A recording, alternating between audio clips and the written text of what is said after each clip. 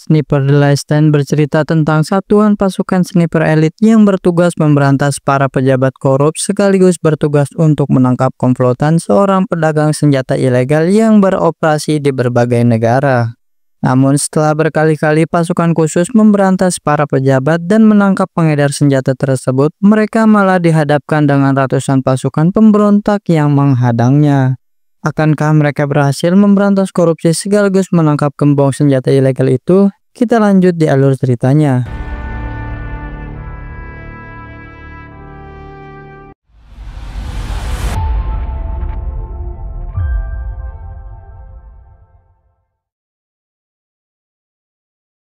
Berlatar di negara Costa, di mana film dibuka dengan memperlihatkan kepada beberapa anggota pasukan khusus yang sedang menjalankan misi rahasia menangkap seorang pedagang senjata ilegal bernama Riker Kovalovov. Yang sebelum pria tersebut menjadi target, ada seorang pria bernama Maxim dan diketahui jika Maxim sangat ahli dalam merancang senjata pemusnah super berbahaya. Mr. Kovalov, we had a deal. Is this it? Wait, the weapon is currently omnidirectional. I need to focus its trajectory. Di tempat yang tidak jauh dari markas musuh, seorang sniper andalan kita bernama Brandon terlihat sedang mengawasi keadaan sekitar bersama seorang sniper pemula bernama Zondi yang menjadi tim support atau tim pendukung bagi pasukan tersebut. All comes. Who goes first?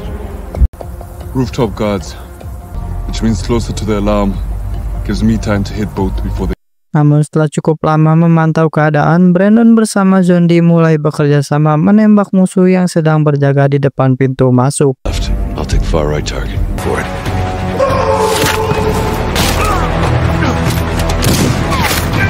Setelah dua penjaga berhasil dibunuh, kemudian pasukan utama langsung menerobos masuk ke dalam markas untuk membantai satu persatu pasukan musuh. Sementara sisanya mereka masuk ke saluran gorong-gorong untuk meretas akses CCTV. Looping cameras.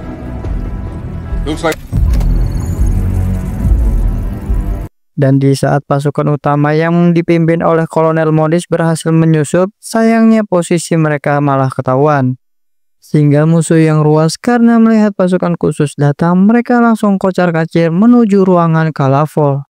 Namun ketika seorang itu berhasil dibunuh, sayangnya Kovalovov malah sudah menyadari kedatangan mereka sehingga dia mulai bergegas menyalakan peringatan darurat yang membuat terjadinya aksi baku tembak antara kedua pasukan tersebut. Alpha team in pursuit of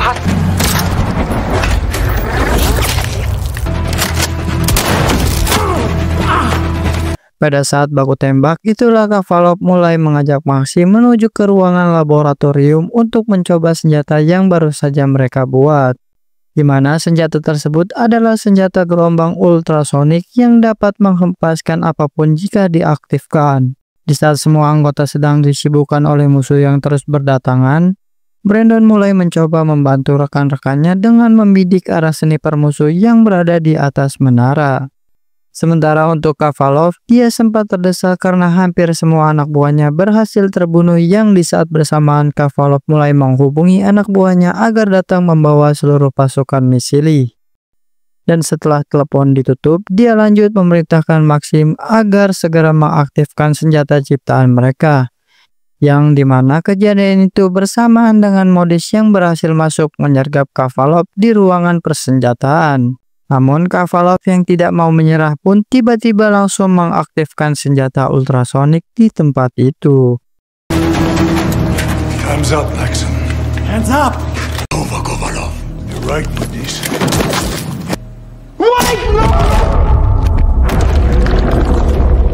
Sehingga sejenak kita akan kembali sebelum pasukan Brandon menyergap ke markas Kovalovov, di mana kita akan diperlihatkan kepada Kolonel Modis yang sedang menyambut kedatangan Brandon. Dan ternyata Kolonel Modis mengajak Brandon bergabung ke dalam tim untuk membasmi kejahatan di negara Costa. Dan di saat bersamaan, dua anggota lain bernama Nadia dan Nova datang memperkenalkan diri sebagai pasukan khusus yang ahli dalam mengotak-atik sistem komputer.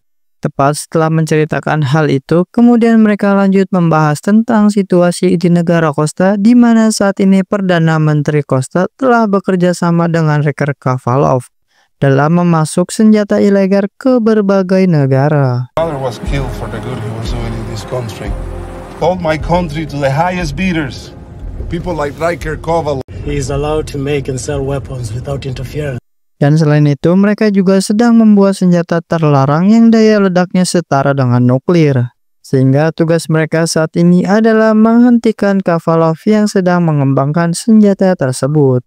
Sampainya di markas, Modis kemudian memberitahu bahwa seseorang yang menyuruhnya masuk ke dalam tim tidak lain adalah Zero, yang merupakan CS sekaligus sahabat Brandon saat menjalankan misi berbahaya, di mana dia telah duluan bergabung ke dalam pasukan Kolonel Modis. Kemudian Brandon mulai diajak berkeliling dan menjelaskan bahwa Zero dan Kolonel Modis sudah berkali-kali mencoba menangkap Kavalov. Namun dia selalu berhasil kabur dikarenakan memiliki banyak backingan orang-orang penting yang selalu membantunya dalam melarikan diri. Sebelum lanjut ke cerita, di sini kita akan diperkenalkan kepada semua anggota dari tim pasukan khusus yang diantara mereka ada wanita hitam manis dan ganas bernama Angela. Kemudian si kembar ahli kampak bernama Hera dan Hilo, serta sahabat-sahabat yang akan membantu dalam misi penangkapan si Kavalov. Setelah perkenalan itu, Kolonel Modis kemudian menyuruh semua anggotanya untuk melakukan latihan simulasi, agar kemampuan mereka semakin meningkat dalam kurun waktu yang sangat singkat, di mana Kolonel sengaja membuat ruangan yang sama seperti markas Kavalov agar latihan tersebut bisa sungguhan dan mengetahui titik kelemahan pasukan musuh, termaksud membuat berbagai rencana yang salah satunya mereka akan membagi pasukan menjadi beberapa tim yang mana tim pertama akan menerobos pasukan menuju ke ruangan Kavalov untuk menangkap pria tersebut hidup-hidup. Sementara tim kedua akan bertugas mengamankan area laboratorium serta gudang persenjataan musuh. Dan untuk tim ketiga ditugaskan mematikan akses kamera CCTV dan mereka akan masuk secara diam-diam ke arah gorong-gorong, sehingga untuk yang terakhir yaitu tim sniper dengan mengintai dari arah kejauhan, yang hal itu dilakukan agar Kavalov tidak bisa meminta pertolongan karena Brandon akan membantai semua orang yang datang ke markas Kavalov. Namun satu hal yang harus mereka waspadai adalah bantuan dari pasukan Perdana Menteri yang takutnya mereka datang membawa seluruh pasukan penuh. Maka dari itu mereka harus bisa menangkap si Kavalov sebelum pasukan Perdana Menteri datang mengirim bala bantuan. Sebelum operasi dimulai, Brandon yang ingin melihat kemampuan zombie kemudian mulai memberikan motivasi jika pembunuhan pertama saat menembak target tentu sangat penting untuk mental seorang sniper. Dan jangan sampai ragu menembak kepada musuh, karena jika sampai ragu maka yang akan menjadi korban adalah rekan satu tim yang sedang kita lindungi.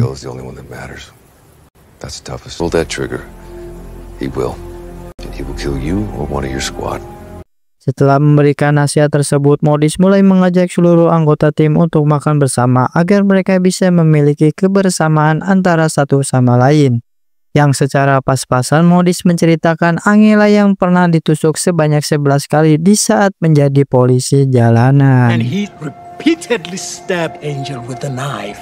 Knock this man out. Unconscious.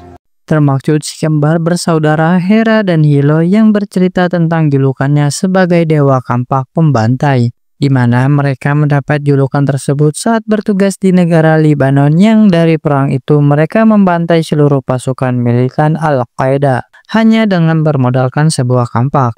Jumu'ash come from on the Lebanon border. Al-Qaeda inspired militants chasing after. Di saat selesai makan, kemudian mereka kembali berkumpul membahas tentang kelanjutan misi yang akan dilakukan, di mana Kolonel mulai memberikan motivasi kepada semua anggotanya. Yang mana misi kali ini adalah untuk menyelamatkan penduduk Kosta dari kejamnya si Perdana Menteri sekaligus menangkap Riker Kavalov dan harus berhasil menyeret kedua pria itu dalam pengadilan PBB. Dikarenakan kejahatan yang sudah mereka lakukan telah membuat penduduk Kosta sangat menderita. Bahkan Modis yang biasanya diam kali ini akan terjun ke lapangan memimpin para anggotanya. Dead or alive, and we complete the mission whether we live or die. Di beberapa jam sebelumnya operasi dimulai, Brandon lagi-lagi mulai memberikan ujian terakhir kepada Zondi, di mana Zondi harus bisa menembak anak buah Kovalov tanpa bertanya tentang alasannya. Apalagi sampai kasihan kepada pria tersebut karena tugasnya kali ini hanya menembak bukan meracik sebuah bensin. Meskipun awalnya berat, Zondi yang tak mau gagal menjadi seorang sniper akhirnya menembak ke arah pria itu. Tetapi sniper itu ternyata tidak berisikan peluru dikarenakan saat ini Brandon hanya ingin mengetes mental kesiapan Zondi dalam membunuh seseorang. I want you to eliminate the target. It's locked and loaded. Switch him off.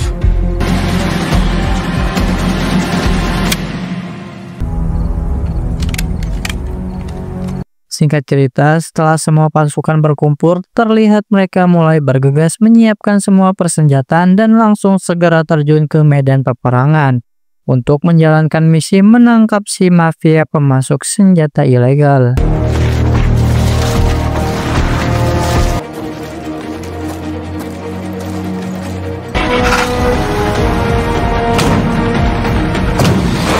Dan awal dari cerita ini adalah cerita yang sempat kita lihat di awal film, hingga akibat ganasnya senjata ultrasonik membuat sebagian pasukan yang ada di ruangan mulai terkena dampak serangannya. Namun dari serangan itu untungnya tidak membuat luka fatal kepada pasukan kolonel yang pada akhirnya mereka mulai bangkit dan berhasil menangkap kolonel dan Maxim yang menjadi target operasinya. Pada saat semua berkumpul di titik lokasi penangkapan, Brandon tiba-tiba menyusul ke tempat rekan-rekannya dikarenakan dia cemas terhadap guncangan hebat yang berasal dari ruangan persenjataan. Namun setelah semua tim berkumpul, Kovalov kemudian mulai nyerocos dengan berkata bahwa mereka tidak akan bisa keluar dari markas secara hidup-hidup. Yang ternyata Kovalov sudah menghubungi rekannya si menteri korup untuk datang mengirim satu peloton pasukan. Mengetahui hal itu tentu akan sulit bagi mereka untuk melawan satu peloton pasukan yang di saat Kovalov akan kembali ngebangus, tiba-tiba Modis mulai mengeluarkan darah di bagian hidung. Dilanjut dengan Kovalov, Maxim, Nadia, Hilo, dan para prajurit lainnya yang juga mimisan dan tewas tak sadarkan diri setelah diselidiki lebih dalam. Ternyata penyebab mereka bisa mati secara bersamaan adalah akibat senjata gelombang ultrasonik. Karena senjata tersebut ternyata bukan sembarang senjata dikarenakan ultrasonik atau frekuensi yang keluar dari senjata itu bisa menyebabkan gangguan pada fungsi sel saraf otak. Lebih tepatnya, orang yang terkena serangan otomatis akan mengeluarkan darah serta tewas tanpa sekarat.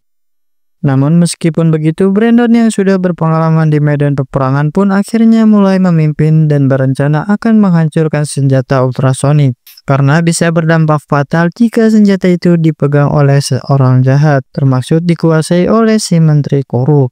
Dan sebelum dihancurkan, mereka akan menyalin data-data penting tentang pembuatan senjata dan akan dikirim ke markas Chris sebagai bahan penelitian. Dan Brandon yang tahu jika Nova sangat ahli dalam mengotak-atik sistem komputer ditugaskan menyalin semua data-data penting dari pembuatan senjata ultrasonik tersebut. Sementara Hera dan Zero bertugas mengumpulkan seluruh amunisi sekaligus memasang beberapa jebakan di depan pintu masuk. Sementara Angela bertugas menjaga area selatan dan untuk Zondi akan menjadi sniper utama yang bertugas menjaga di atas menara pengawas. Sedangkan si Brandon akan berada di tengah-tengah posisi mereka sebagai umpan pengalih perhatian para misili. Yang hal itu dilakukan agar pasukannya bisa dengan mudah membantai pasukan musuh satu persatu. Karena misi yang utama adalah melindungi Nova sebelum dia berhasil menyalin data-data tentang proses pembuatan senjata ultrasonik. Everyone, he's down. Tell off those hard drives. Weapons back to me is a fight worth fighting. Singkat cerita, di saat data sudah mencapai 50%, Brandon kemudian mulai memberikan ponsel yang sudah disetting sebagai alat peledak. Dan jika Nova dalam keadaan terpojok, maka Nova diperintahkan untuk segera pergi dari ruangan dan menekan tombol pada ponsel tersebut. When you dial the first save number, save number. That's connected to the charges in this. Di sisi lain, Zero dan Angela mulai sedikit berbincang, di mana menurut mereka strategi yang dibuat oleh Brandon terlihat sangat cocok untuk posisi bertahan. Dan Angela yakin jika sang kolonel masih hidup, dia pasti akan melakukan hal yang sama seperti yang dilakukan oleh Brandon. Sementara di atas, Brandon mulai mengingatkan Zombie agar tidak gugup saat musuh menyerang. Karena tugas seorang sniper adalah untuk menyelamatkan rekan-rekannya yang sedang dalam bahaya. Selesai memberikan saran, kemudian Brandon lanjut memberikan motivasi kepada semua anggota agar tidak gentar menghadapi ratusan pasukan misili dikarenakan pertarungan yang sedang mereka hadapi akan menentukan nasib dan kebebasan bagi negara Costa. Namun saat akan melanjutkan pidato, tiba-tiba datang tentara misili yang di saat itu Brandon langsung memberikan aba-aba untuk melemparkan bom asap ke arah pasukan lawan. Lay down the smoke. Dan Brandon langsung gila-gilaan masuk ke tengah-tengah gumpalan asap serta membunuh satu persatu musuh yang kesulitan untuk melihat. Mecca, take cover. Smoke is clearing. Ready, squad. Make it rain. Sedangkan Zero dan kawan-kawan bergegas membantu Brandon membantai pasukan misili. Namun dikarenakan musuh yang semakin banyak, Hera yang sempat terkepung dan hampir kehabisan amunisi, dia kemudian kabur ke arah Zero yang di saat bersamaan datang 5 orang bersenjata golok mengejar Hera sehingga dia mulai melawan mereka dengan cara seperti ini. You guys chose the wrong woman to chase.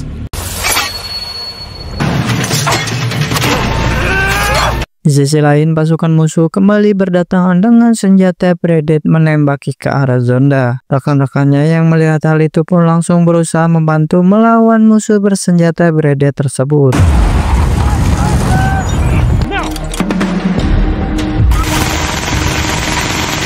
Namun sebelum musuh kembali menyerang dengan cepat, Brandon mulai melakukan serangan balik ke arah pasukan lawan.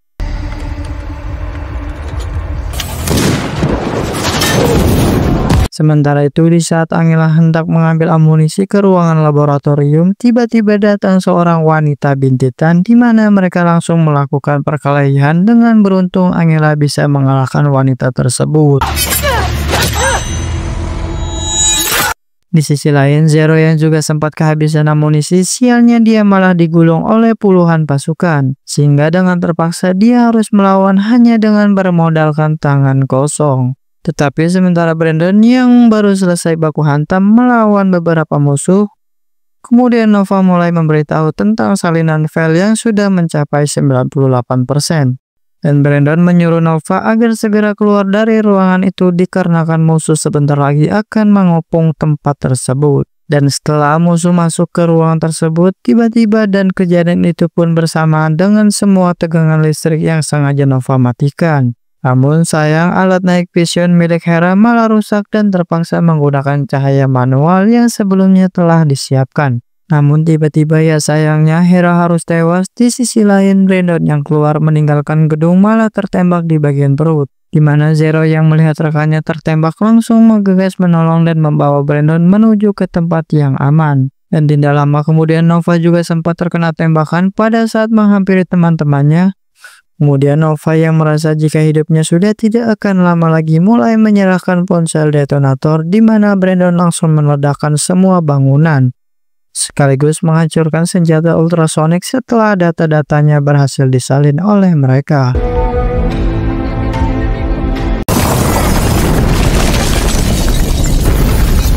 Dan karena misi mereka telah berhasil dilakukan, Brandon bergegas mengajak Zero, Angela, dan Zombie untuk segera melarikan diri dari tempat tersebut yang di tengah-tengah musuh tersebut menyerang.